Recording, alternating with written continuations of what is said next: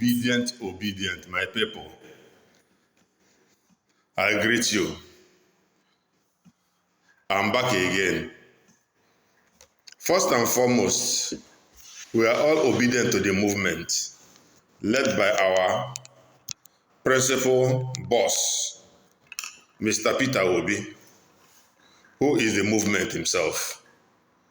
I once more want to thank each and every one of us for taking our time to review some of the videos and the commentaries or comment or reaction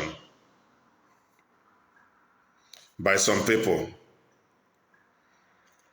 who disagreed with Obi, Peter Obi, but never disagreed with the movement. You can see what is happening now. That our brother and friend, Senator Dino Melaye, is not obedient. This is what we want to see from young men. I'm not telling us that we have somebody that can unify. No hard dreams. You're entitled. It's your right to follow your mind. Articulate, yes, your principle. No bad dreams. No ill feelings about him. But coming to criticize, constructive criticism is what we appreciate. But coming to criticize for you to cheap or to seek cheap relevance is what we disagree.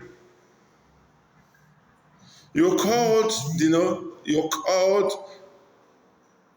Alhaji Atiku Abubakar, the vice presidential candidate of PDP, a unifier.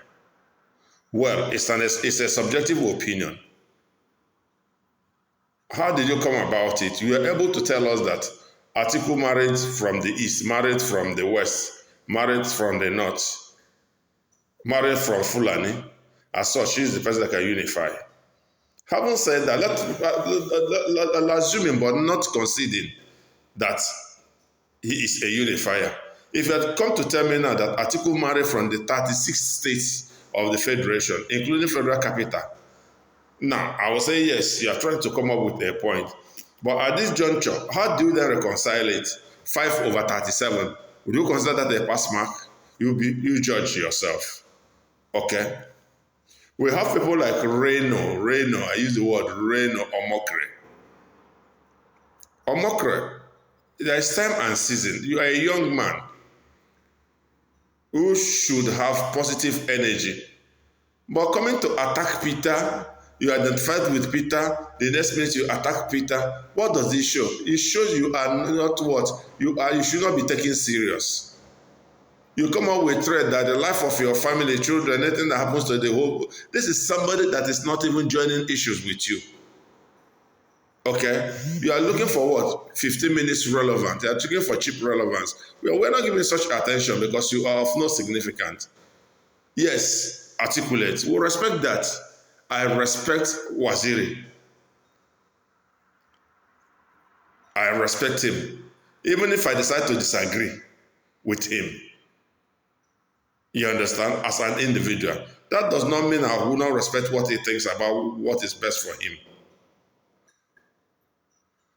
We are all in PDP.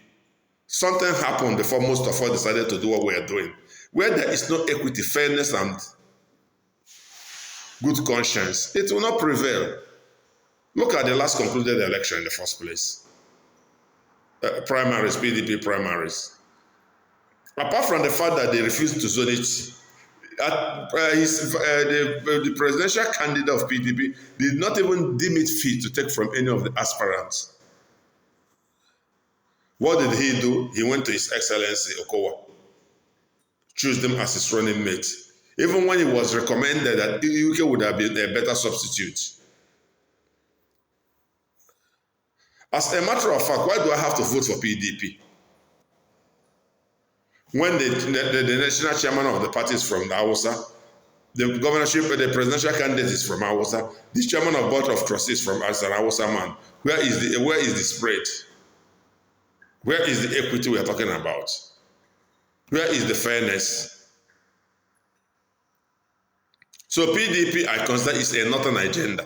As much as I disagree with APC, and her leadership. If you come between APC, even if articulate, even if Peter is not involved or was not involved or is not involved, I will still not vote for PDP. I will still not vote for PDP because they have proved something that the party does not represent the interest of what brings us together, which is a matter for another day I'm going to discuss. Now, let us talk about people like Asari Dokubo. You understand? I've looked at him as somebody, I mean, it has no value as much as I know. He's telling us he's a militant. Yes, you're a militant. You were locked up for 2 years. You came to tell us that it was Tinubu that was paying your bills, taking care of your family, your Muslim brother. So obviously you have every right to support him. But for you to come out and begin to attack Obi, telling us that Anambra is a good mine, that if you go to Oka or Nnewi, if you step there, you will get money. It makes a ridicule of yourself because you don't even know what you're talking about. You are a militant, rehabilitated, given money, given a job as security to protect oil line. You made money from that place. You couldn't even invest the money in River State. What did you do? You went across to Cotonou to go and build a school.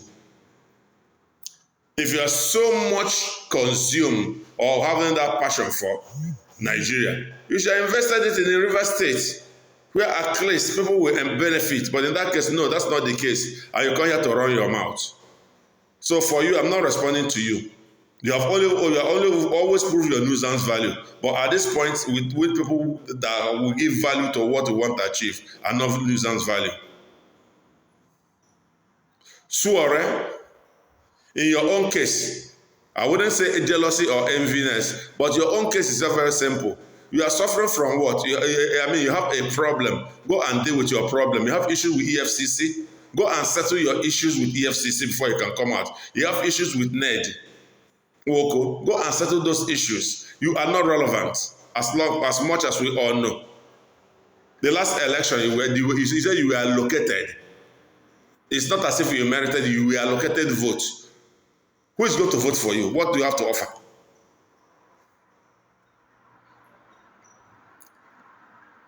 We're not into what do you call it, Yahoo Boys business.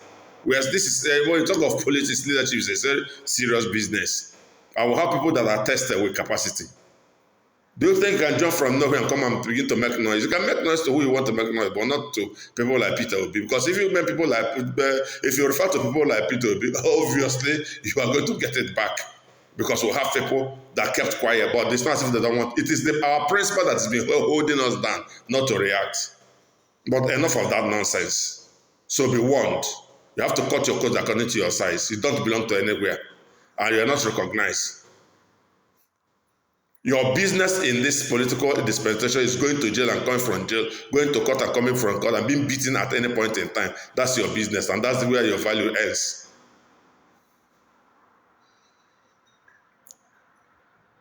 Obedience. The revolution is here.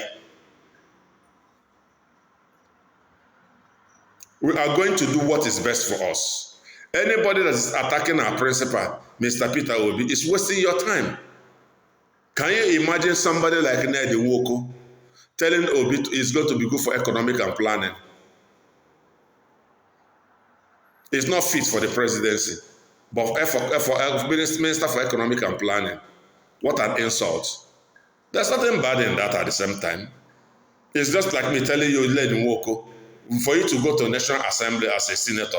I mean, I don't know what you want to achieve by doing that. Your position, you just wait, hang around. When the new government comes, we recommend you to be Minister for Women Affairs because that's where you belong.